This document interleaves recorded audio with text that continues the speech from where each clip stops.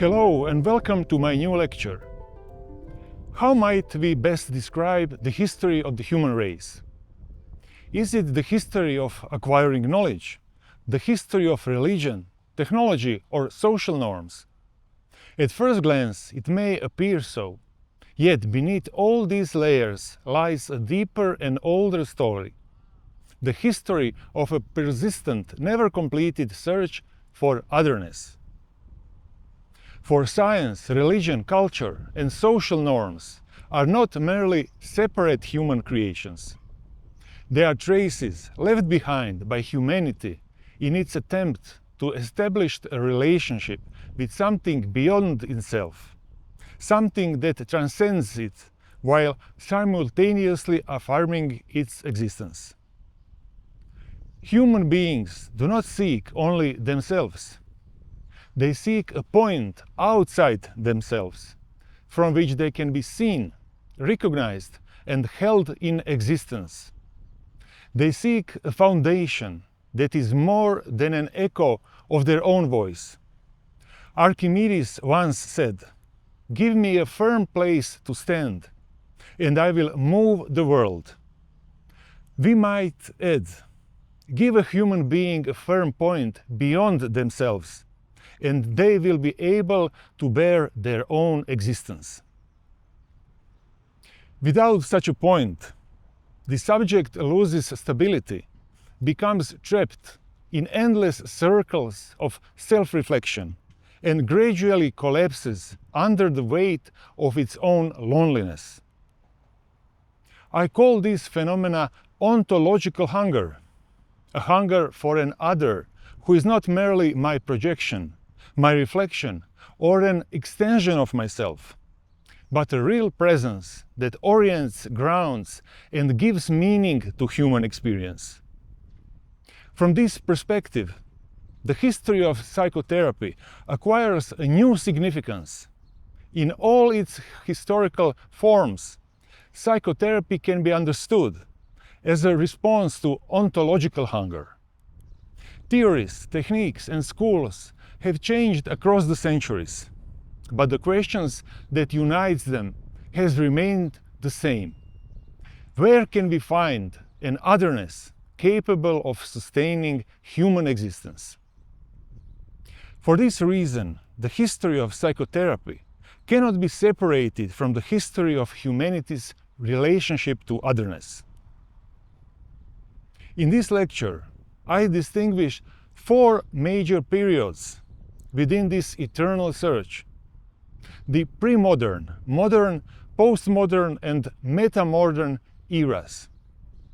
Each offers its own answer to the question, where is the other in relation to me, and how may I approach it? In brief, premodernity located the other in transcendence, modernity in surveillance and control. Postmodernity subjected it to suspicion and deconstruction. Yet today, a metamodern age is slowly emerging before us. An age not yet fully arrived, but whose outlines are becoming increasingly visible on the horizon. Postmodern deconstruction may expose illusions, but it cannot satisfy hunger. Irony and cynicism may tear down temples, but they cannot provide a new home. For existence outside an ontological home is impossible. A human being does not die at the moment of death, but at the moment when otherness is lost. In the pre-modern world, the search for otherness had not yet emerged as a question. Otherness was simply already there, embodied in God, the cosmic order, tradition, or the tribe. In such a world, one does not seek the other. One already lives beneath its gaze. Authority is external, absolute, and unquestioned. Within this framework, the position of Tao completely transcends the position of I, Human beings do not create their own meaning. They receive it from an order greater than themselves, and this grants them a profound sense of security. Consequently, psychological suffering is not understood as an inner conflict or a family trauma, but as a rupture in one's relationship with that order. Therapy, therefore, belongs to the realm of ritual, more precisely to the ritual of returning to the eternal order. Exorcism, prayer, confession, and shamanic ceremonies are not analyses or interpretations. They are attempts to restore a broken connection with absolute otherness. Rituals do not explain the human being. They return the human being. Premodern therapy does not analyze, it reintegrates. When otherness is so powerful and absolute, suffering is not a question of lost identity, but of broken belonging. Every crisis is understood as a loss of grace and a displacement from the order of existence, something that can be resolved only through blessing or redemption.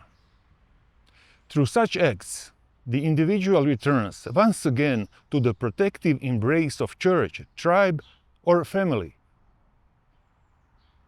At this level of human existence, one perspective rules without exception. You are perfect, and I am part of you. With the advent of modernity, a radical reversal begins. Human beings no longer wish to exist merely as objects in the eyes of otherness. They refuse to be controlled, supervised, and guided from the outside. Instead, they seek to become sovereign subjects, those who understand, interpret, and master. From this deep desire for control arises the explosive growth of science. Nature is stripped of mystery and transformed into an object of human investigation. Yet while humanity conquers and structures the external world, a different rupture unfolds within. Otherness gradually migrates from the external cosmos into the interior of the human psyche. It is on this wave that psychoanalysis emerges. Sigmund Freud and psychoanalysis opened the realm of the unconscious as an entirely new form of otherness. This force is no longer divine, but psychological. It no longer resides outside the human being, but operates from within, creating a permanent split at the very heart of subjectivity. The former external authority becomes internalized and transformed into the superego, which regulates, judges, and pressures. Psychotherapy, therefore, ceases to be a ritual of return and becomes an interpretive practice. It no longer reintegrates the individual into a divine order, but attempts to understand, translate, and reorganize the structures of the inner world. Yet within this shift, a profound paradox emerges.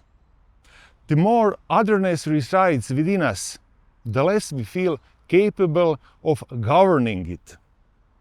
Once otherness moved inward, humanity became alone for the first time in history and directly responsible for its own dividedness. In modernity, humanity conquers the universe, but loses peace within its own home. The postmodern era introduces another radical turn. If modernity internalized otherness and transformed it into inner conflict, postmodernity goes one step further. It dismantles its unity and stability altogether. Otherness is no longer an external force, nor a stable inner psychic structure. It dissolves into language, discourse, social construction, and merely one perspective among many. Within this framework, psychoanalysts such as Robert Stolorov and the intersubjective tradition speak of the radical co-construction of reality. Truth is no longer something discovered in the depths of the unconsciousness. It becomes a matter of intersubjective negotiation between analyst and client. Psychological suffering is therefore no longer understood as a structural disturbance requiring reconstruction of the self, but merely as a variation of personal experience. Psychotherapy loses its fixed and stable foundation. Yet, it is precisely at this point of deconstruction that a new and frightening form of emptiness emerges. Without a stable other, the subject irreversibly loses orientation. The positions of I and Tao become fluid and unstable, while the relationship itself disperses into an endless network of signs and symbols.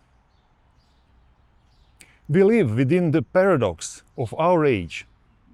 Communication expands relentlessly, yet genuine encounter weakens. Technological connectivity grows, yet real presence disappears.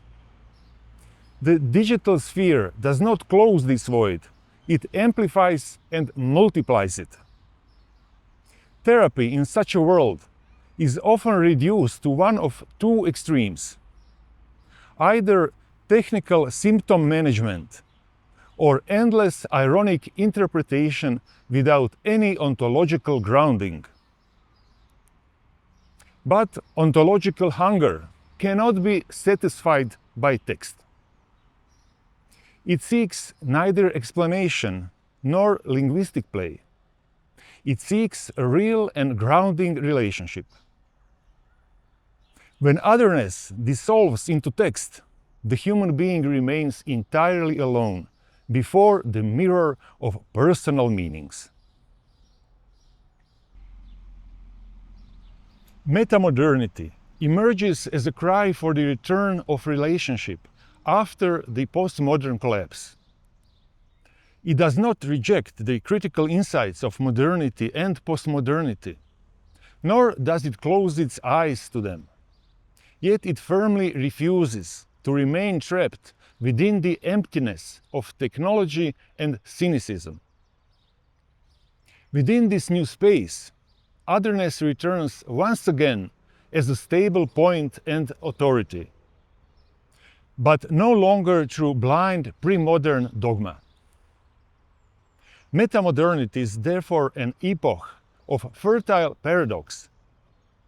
It simultaneously holds open two seemingly irreconcilable voices. On the one hand stands a great and absolute otherness. On the other stands a great and absolute self. These are parallel identities. They coexist within a paradox that would have been unimaginable in the pre-modern era. In new psychoanalysis, transference ceases to be merely a clinical phenomenon requiring detached analysis. It becomes the very space in which a real relationship occurs and is lived. Idealization in transference is no longer interpreted as a mere defense mechanism or as a childish remnant of magical thinking. There is therefore no longer any need to deconstruct or dismantle it. Within this metamodern milieu, the analyst once again assumes the role of an ideal and stable authority. The analyst becomes a stable point within the intersubjective field, a meta-signifier strong enough to hold and support the structure of the client's self, while remaining open enough not to suffocate otherness. Within such a space, the subject gains more than dry new knowledge about itself, more than endless analysis and hermeneutic interpretation. This is, in a sense, a return to pre-modern healing and blessing on a new level of consciousness. What then is the difference? The metamodern subject knows perfectly well that the analyst is neither omnipotent nor absolute, yet experiences them as if they were. For human beings do not heal when they fully know themselves. They heal when they once again find themselves within a relationship that transcends them and holds them together. Human beings do not seek the true other. They seek the other capable of carrying the weight of their existence. The history of otherness and the history of psychotherapy are not two separate trajectories. They are one and the same story, the evolution of the human soul, a chronicle of the changing ways in which human beings relate to that which holds them together. Premodernity lived otherness as an unquestioned presence that supervises. Modernity internalized it and attempted to supervise it. Postmodernity deconstructed it and dissolved it into text. Metamodernity reopens it as a living and healing paradox. Yet the search does not end with metamodernity. Ultimately, otherness is not a static object that can ever be fully found, grasped, and permanently possessed. For this reason, genuine psychotherapy never concludes with the final solution. It endures as a form of presence and as a relational space that must continually be re-established within the intersubjective field. And as long as human beings remain human, they cannot stop searching. Human beings seek the other so that they may not disappear into their own reflection. That's all for today. Thanks for your attention.